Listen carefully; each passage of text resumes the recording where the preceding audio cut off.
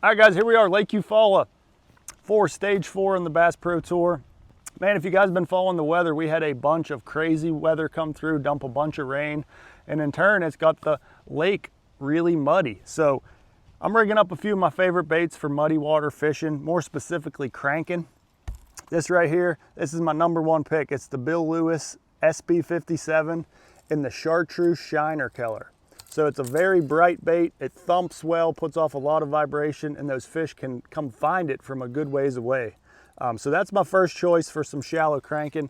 When I want to get a little bit deeper, a little bit more subtle, I go with this guy right here. This is the MR6. So this dives to about 6 feet. It's not quite as hard thumping as the SB57, a little bit more subtle color with the cellmate color here. But those are my two choices for some muddy water cranking. I really hate fishing muddy water, but whenever I'm forced to fish in the muddy water, I kind of go to an area where I know there's fish.